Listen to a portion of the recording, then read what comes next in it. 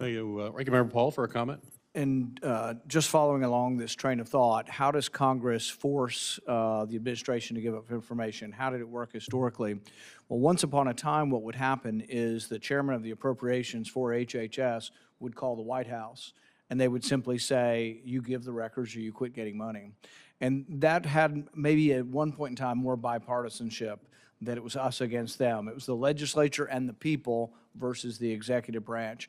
And the power of the purse still could be used, but it's never used. But the power of the purse could be used. And I'm not saying this is a partisan thing, because I think some on the Republican side have been unwilling to use it also, because some of the records you wanted to get when you were chairman of the committee, when we were in the majority, and you struggled to get, you could have gotten much easier if the chairman of appropriations, Republican, would have said no more money. And so I would just argue that it's part of this larger debate we're having over the power of the purse.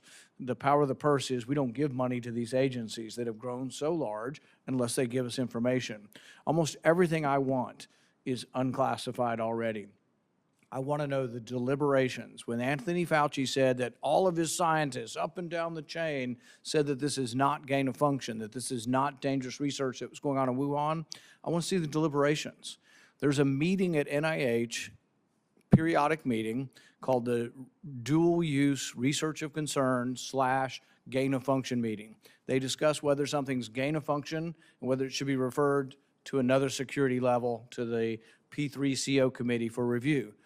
Well, that didn't happen because Anthony Fauci says we all discussed it and we said it wasn't gain of function. That deliberation, the deliberations over what is gain of function and what isn't, should be public knowledge, because they made a mistake. The research was incredibly dangerous, and we got a pandemic because of that. Someone made a judgment error. Someone judged this research to be safe, and it didn't have to go to the safety committee for review. That's what needs to happen, and not just to pass a judgment on them. Maybe there was a debate, and there were two scientists on one side and another on the other, but we have to learn from that debate because they failed to recognize how dangerous that research is. But I can't get that information. I don't think anything at the NIH, there may be classified stuff, but it's not. And back to Senator Hawley's bill on declassifying this, we are aware that there is an enormous amount of biological research in the defense apparatus of our government, and it didn't come across in 10 pages. So there wasn't even a touch of any of that. And so I think we are still being stiff-armed, and I hope we can get bipartisan cooperation, but I think we have to have penalties in there. If you just tell them what to do, they will ignore it. So yeah, have to take their money or take their job or punish them financially if they're breaking the law. Thank you.